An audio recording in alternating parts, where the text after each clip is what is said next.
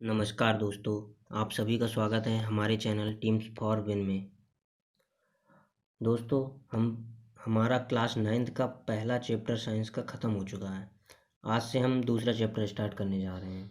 दूसरा चैप्टर है हमारे पास, क्या हमारे आसपास के पदार्थ शुद्ध हैं? Is matter around us is pure? तो इसके बारे में देखते हैं। तो हम पदार्थ पढ़ चुके हैं पहले। पदार्थ क्या होता है? वह वस्तु जो स्थान घेरती है तथा जिसमें भार होता है वह पदार्थ कहलाता है। जैसे हम पढ़ चुके हैं, जल, वायु, पौधे, जंतु, सोना, चांदी, ये सब पदार्थ हो जाएंगे। ठीक है। पदार्थ को रासायनिक संगठन के आधार पर निम्न प्रकार से विभाजित किया जा सकता है। ठीक है।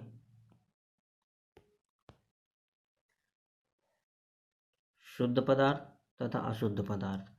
शुद्ध पदार्थ वह होते हैं निश्चित और स्थिर रासायनिक संगठन से बनते हैं, और जो अशुद्ध पदार्थ होते हैं वो अनिश्चित तथा अस्थिर रासायनिक संगठन से बनते हैं।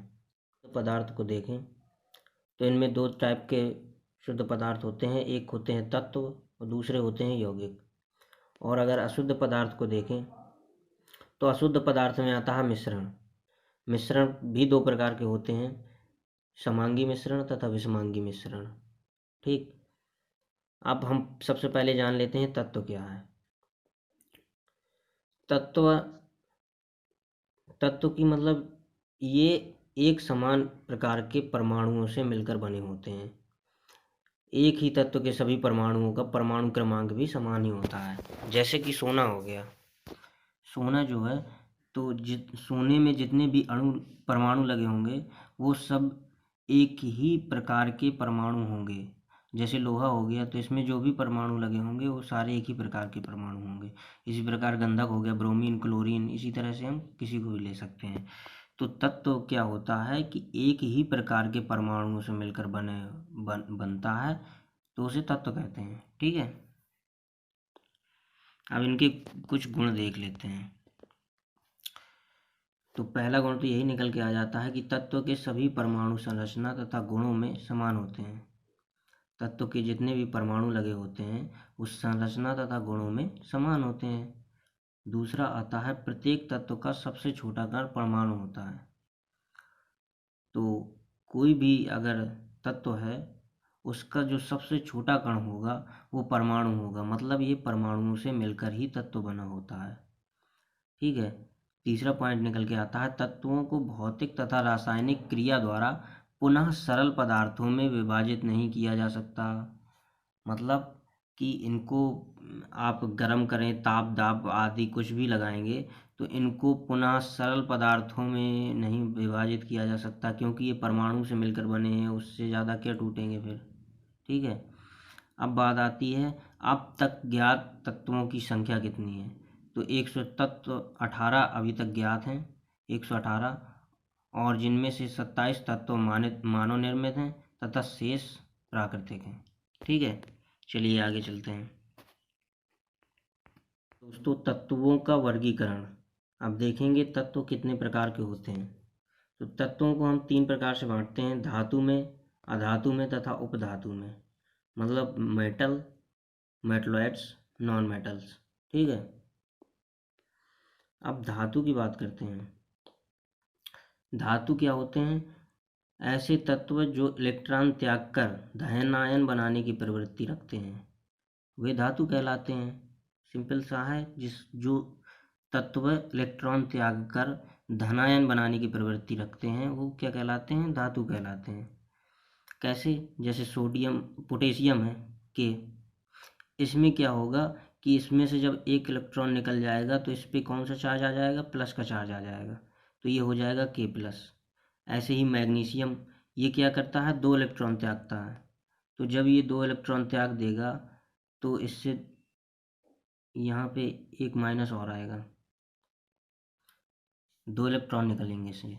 तो ये जब 2 इलेक्ट्रॉन निकल जाएंगे तो ये हो जाएगा Mg प्लस प्लस मैग्नीशियम। ठीक। इसी तरह से सोडियम आएगा। सोडियम में एक इलेक्ट्रॉन निकलता है, एक इलेक्ट्रॉन त्याग देगा तो ये Na प्लस बन जाएगा। ठीक है। तो जो भी तत्व धनायन बनने की प्रवृत्ति रखते हैं, इलेक्ट्रॉन त्यागते हैं, वो तत्व धातु कहलाते हैं। ठीक है, चलिए आगे बढ़ते हैं। अब देखते हैं धातु। ऐसे तत्व जो इलेक्ट्रॉन ग्रहण करके ऋणायन बनाने की प्रवृत्ति रखते हैं अधातु कहलाते हैं। वो जो धातु थे वो इलेक्ट्रॉन त्याग रहे थे, ये क्या कर रहे हैं, इलेक्ट्रॉन को ग्रहण कर रहे हैं और ऋणायन बन जा रहे हैं। ठीक है, तो इसमें सल्फर आता है, कार्बन, ऑक्सीजन, हाइड्रोजन, क्लोरीन, ये सब क्या हैं, अधातु हैं। जैसे कि क्लोरीन है, इससे एक इलेक्ट्रॉन ग्रहण कर लिया क्लोरीन ने, तो ये क्या बन गया, Cl-। इसने एक इलेक्ट्रॉन ग्रहण किया, किसी से लिया है, तो इसलिए इस पर नेगेटिव चार्ज आएगा, ऋण आ जाएगा इसके ऊपर। ठीक है, इसी तरह से सल्फर है, सल्फर क्या करेगा, 2 इलेक्ट्रॉन ग्रहण कर सकता है, तो 2 इलेक्ट्रॉन अगर किसी से लेगा तो 2 ठो माइनस के चार्ज इसके ऊपर आ जाएंगे। ठीक, अब देखते हैं हम कि उपधातु क्या होती है।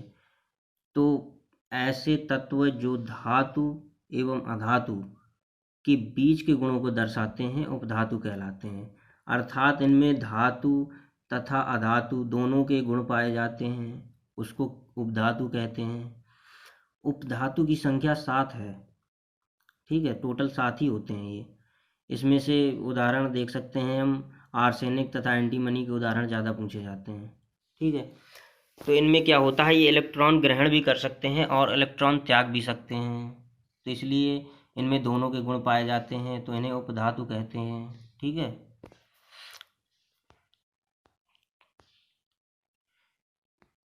तो अब इसके आगे हम कल देखेंगे।